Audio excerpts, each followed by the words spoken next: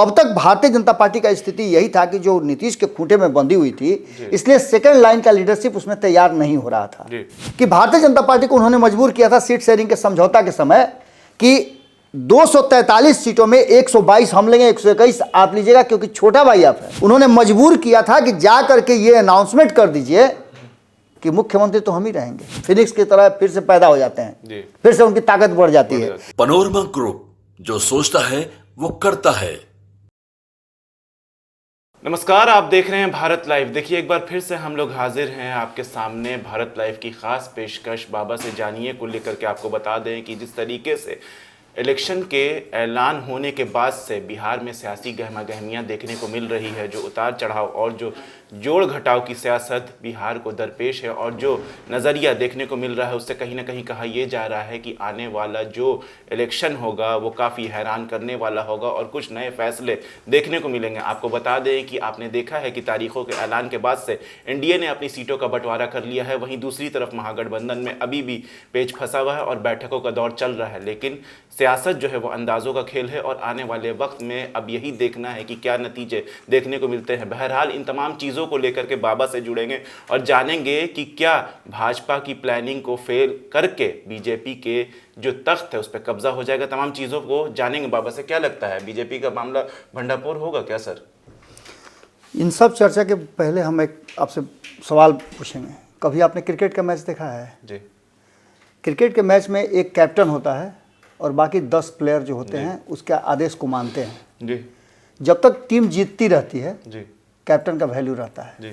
लेकिन अगर लगातार मैच हारने लगे जी। तो उस कैप्टन को हटा करके नया कैप्टन रख दिया जाता है। जी। लेकिन सियासत में ये होता हुआ दिखाई नहीं दे रहा है। जी। कुछ दलों में है जो राष्ट्रीय दल हैं, जैसे आप कांग्रेस की बात कर लीजिए तो उसकी भी लेगेसी चल रही थी कि जो भी होगा गांधी नेहरू परिवार होगा, वही उसका करता धरता होगा। लेकिन समय बदला, वक्त बदला और वक्त के हिसाब से किसी दूसरे को भी बनाया गया। इससे पहले भी ऐसा फैसला लिया गया था। लेकिन कुछ ऐसे दल हैं, क्षेत्रीय दल, जिसमें परिवार का या व्यक्ति का ही चलता है। बिहार में भी एक दल है जनता दल यूनाइटेड, जिसमें आप देखिएगा तो पूरी तरह से जो अधिकार है वो चल रहा है नीतीश कुमार का। और 2005 से लेकर के अब तक बिहार की सत्ता की बात अगर करें, 2005 के फरवरी की बात करें, तब से लेकर के अब तक जो लगातार भारतीय जनता पार्टी के साथ वो रहे हैं, उसमें भारतीय जनता पार्टी को हमेशा डोमिनेट किए हैं और अपने ऑफिस के बाहर एक खूंटा गाड़ करके उसमें रस्सी बांध करके और बकरी के तरह बांध करके रखे हुए थे। आज वो बकरी इतनी मजबूत हो गई है खा पी करके कि खूंटा तुड़ा करके भाग गई है और नीतीश को ही वहां खूंटा पर बांधने के लिए तैयारी कर रही है। अमित शाह के ताजा बयान के बाद तो हम यही कह सकते हैं, एक विश्लेषक के तौर पर हमें जो जानकारी मिल रही है, जो चीजें हमने देखी समझी है, जो इधर बयान बदले हैं नीतीश कुमार के एक बार फिर से पाला बदलने का, उसके बाद से बहुत सारी परिस्थितियां बदली हैं। भारतीय जनता पार्टी बड़े भाई के रोल में आ गई है और ये बात अब खुल करके भारतीय जनता पार्टी कहती है। हमने एक खबर किया था, जिस खबर में हमने बताया था कि हर वो पार्टी जो राष्ट्रीय पार्टी है या जिस पार्टी में परिवार नहीं, व्यक्ति नहीं, सामाजिक धारा को लेकर के और एक संविधान के तहत वो पार्टी चलती है, तो उस पार्टी में आप देखिएगा बहुत सारी चीज़ें बदलती रहती है। सेकंड लाइन के नेता भी रहते हैं। अब तक भारतीय जनता पार्टी का स्थिति यही था कि जो नीतीश के खूंटे में बंधी हुई थी, इसलिए सेकंड लाइन का लीडरशिप उसमें तैयार नहीं हो रहा था। जब से नरेंद्र मोदी और अमित शाह का पदार्पण हुआ है, तब से आप देखिएगा कि भारतीय जनता पार्टी में बहुत सारे परिवर्तन और चेंजेस हुए हैं, जिसका परिणाम भी देखने को मिल रहा है। 2014 में आई, 2019 में उससे भी ज़्यादा प्रभाव से आई और 2024 में उससे भी ज़्यादा प्रभाव से आने का दावा कर रहे हैं। इस दावे में कितना दम है ये तो जब 4 तारीख को रिजल्ट निकलेगा, 4 जून को, तब पता चलेगा। लेकिन इससे पहले आपको ये समझना होगा कि जो सीट शेयरिंग का समझौता हुआ है उसमें भी कहीं ना कहीं नीतीश कुमार को एक ही सीट हो। आप इस चीज़ को देखिएगा, इतिहास अपने आप को दोहराता है। 2020 के चुनाव में नीतीश कुमार को आपने देखा होगा किस तरह से उन्होंने भारतीय जनता पार्टी को मजबूर किया था। ये बातें मैं कई बार कह चुका हूं कि भारतीय जनता पार्टी को उन्होंने मजबूर किया था सीट शेयरिंग के समझौता के समय कि 243 सीटों में 122 हम लेंगे, 121 आप लीजिएगा क्योंकि छोटा भाई आप है। माने एक ही सीट आप कम लीजिएगा लेकिन लेना पड़ेगा। और दूसरा, उन्होंने मजबूर किया था कि जा करके ये अनाउंसमेंट कर दीजिए कि मुख्यमंत्री तो हम ही रहेंगे। लेकिन आज जो वर्तमान परिस्थिति बनी है उसमें कई तरह की बातें सामने आ रही हैं। कहा यह जा रहा है कि नीतीश कुमार का 2024 के चुनाव समाप्त होने, रिजल्ट आने तक ही मुख्यमंत्री की कुर्सी है। पार्टी का भी वही स्थिति है कि 6 महीने में पार्टी समाप्त। इसी को लेकर के हमने एक खबर किया था कि सेकंड लीडरशिप जो है वो अब तक तैयार नहीं हो पाया है जनता दल यूनाइटेड के भीतर। आपको याद होगा कि 17 महीने जब नीतीश कुमार एनडीए से बाहर थे तो कई ऐसे जनता दल यूनाइटेड के नेता हैं जो भारतीय जनता पार्टी को सत्तू पानी लेकर के कोस रहे थे। आज वो भीगी बिल्ली की तरह मिमिया रहे हैं। इसलिए मिमिया रहे हैं कि जो सेकंड लीडरशिप है और उनको ये इस बात का कॉन्फिडेंस ही नहीं है कि वो पार्टी में रहेंगे जदयू में या नहीं रहेंगे। आपने देखा होगा आरसीपी सिंह के साथ क्या हुआ, आपने देखा कि उपेंद्र कुशवाहा के साथ क्या हुआ, आपने देखा कि रणवीर नंदन के साथ क्या हुआ, आपने देखा कि ये जो कल ही फातमी साहब जो पार्टी छोड़े हैं उनको भी लाया गया था इसी मकसद से। इसके अलावा आप सोहेली मेहता से लेकर के कल ही अभय कुशवाहा ने छोड़ा। ये सारे लोग जो सेकंड लीडरशिप हैं और लवकुश की पार्टी कहे जाने के बाद बार बार हमारे संपादक नमन मिश्रा जी कहते हैं कि लवकुश का कब्रगाह बन गया है कहीं ना कहीं जनता दल यूनाइटेड। तो ये बातें भी साफ होती नजर आ रही हैं। अमित शाह के बयान के बाद ये साफ नजर आ रहा है कि जनता दल यूनाइटेड का, हालांकि नीतीश कुमार के बारे में कहा जाता है कि वो कभी भी फिनिक्स की तरह फिर से पैदा हो जाते हैं, फिर से उनकी ताकत बढ़ जाती है, लेकिन इस बार ये ऐसा होता हुआ दिखाई नहीं दे रहा है। क्योंकि एक तो नीतीश कुमार की पार्टी के भीतर लगातार टूट हो रहे हैं, नीतीश कुमार को मजबूर होकर के पाला बदलना पड़ा, और इन सारी परिस्थितियों के साथ साथ एक बात साफ नजर आ रही है कि जो बदली हुई परिस्थिति है उसमें नीतीश कुमार कमजोर हुए हैं। 2024 के चुनाव में जैसा कि आपको देखने को भी मिल रहा होगा कि भारतीय जनता पार्टी डोमिनेट कर रही है। सीट शेयरिंग के समझौता के बाद अब उम्मीदवारों का अब तक चयन नहीं हुआ है, और उम्मीदवारों के चयन में एक बात साफ नजर आ रही है कि यहां भी कहीं ना कहीं भारतीय जनता पार्टी का ही सत्ता चलेगा। आपने ये भी देखा होगा कि नीतीश कुमार के लाख चाहते हुए पशुपति कुमार पारस की एंट्री नहीं हुई। नीतीश कुमार के विदेश से आने का इंतजार कर रहे थे पशुपति कुमार पारस, लेकिन उसके बाद भी उनका कोई भी फैसला नहीं हुआ और वो विधिवत रूप से एनडीए से बाहर हो गए। उनको घोषणा करना पड़ा कि एनडीए से भी बाहर हो रहे हैं और मंत्री पद भी छोड़ रहे हैं।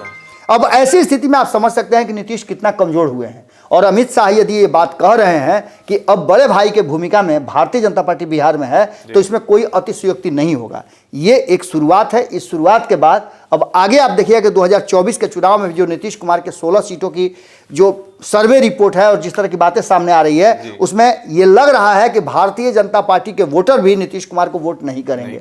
हाँ, एक परिस्थिति जरूर पैदा हो रही है कि भारतीय जनता पार्टी ने नीतीश कुमार को एक बार फिर से एनडीए में बुला करके उनके डूबती हुई नैया को 2024 तक तो बचा लिया है।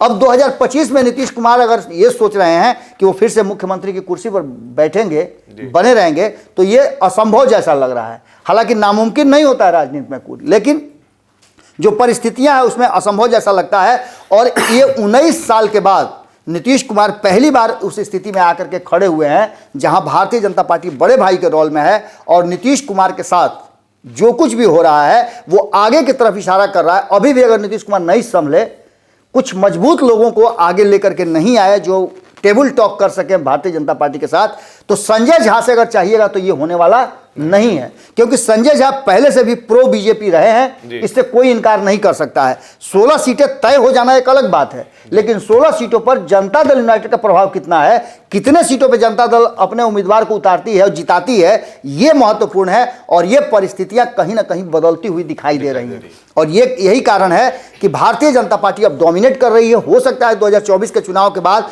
जो संभावनाएं व्यक्त की जा रही है, जो कयास लगाए जा रहे हैं, हालांकि ये हाइपोथेटिकल है, लेकिन अगर 2024 के चुनाव के बाद नीतीश कुमार से कुर्सी भी छीन जाए तो यह कोई अतिशयोक्ति नहीं होगी। जिस कुर्सी और जिस पार्टी को बचाने के लिए 2022 में नीतीश कुमार ने ओपन मंच पे कहा था कि भारतीय जनता पार्टी हमारी कुर्सी और हमारी पार्टी दोनों को बर्बाद करना चाहती थी, छोटी छोटी पार्टियों को समाप्त करना चाहती है, इसलिए हम अलग हुए हैं। आज वही नीतीश कुमार नरेंद्र मोदी के सामने ये कहते हैं कि अरे हम तो इधर कुछ दिन इधर उधर हो गए थे ना, लेकिन अब केनहू नहीं जाएंगे। 400 के दावे के लिए और फिर से उनको प्रधानमंत्री बनाने के लिए मंच से ऐलान करते हैं। ये वही नीतीश कुमार हैं जो आज से 3 महीना पहले तक नरेंद्र मोदी के विरुद्ध सूत्रधार बन करके एक भाजपा विरोधी गठबंधन बनाए थे और नरेंद्र मोदी को सत्ता से उखाड़ कर फेंकना चाहते थे। लेकिन आज जो परिस्थितियां बनी हैं उसमें भारतीय जनता पार्टी ने कहीं ना कहीं जो 17-18 सालों तक नीतीश कुमार के खूंटे पर बंधी रही, आज नीतीश कुमार को खूंटे पर बांधने के लिए भी तैयार नहीं है, खुला छोड़ रही है कि जाओ तुमको जिधर चरना है चर के दिखाओ हमको। और डर के मारे नीतीश कुमार कहीं चर भी नहीं रहे हैं। ये स्थिति हो गई है। जैसा कि आपने देखा कि मौजूदा बिहार की जो सियासत है वो काफ़ी नाजुक हालात से गुजर रही है। आपने देखा है किस तरीके से एनडीए में सीटों का ऐलान हुआ है, लेकिन बीजेपी इस बार दबने वाली नहीं है। उन्होंने साफ तौर पर आपने देखा है कि बीजेपी ने सीटों के बंटवारे के बाद भी और अभी अमित शाह का जो बयान आया है उससे साफ जाहिर होता है कि कहीं ना कहीं इस बार बीजेपी बड़े भाई के रोल में है और जेडीयू जो कि हमेशा डोमिनेट करती है और नीतीश कुमार जो कि कहीं रहते हैं तो दब के नहीं रहते हैं, हमेशा अपर हैंड रखते हैं। इस बार नीतीश कुमार भी सेकंड फेज में आ गए हैं, यानी कि दूसरे सफ में खड़े हैं। अब देखना यह है कि आने वाला चुनाव जो एनडीए का गठबंधन है वो कैसे पार करता है, लेकिन इंडिया गठबंधन भी अपनी तरफ से पूरी कोशिश कर रहा है कि जो 400 पार का नारा है उसे इस बार पार नहीं होने दे। बहरहाल ऐसी तमाम अपडेट्स के लिए देखते रहिए भारत लाइव। शुक्रिया।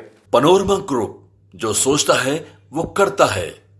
अगर ये वीडियो पसंद आई और वह बिहार के राजनीति और बिहारियत से सरोकार रखेनी तो सब्सक्राइब बटन दबा के चैनल के सब्सक्राइब कर ली। ओजे एगो घंटी बा, ओकरा बटन दबा देला से कुल सटीक और मारक खबर रुआ मुफ्त में मिल जाई। अगर रुआ पत्रकारिता के हमनी के नया प्रयोग में सहयोग कर चाहतानी तो ज्वाइन बटन दबा दी।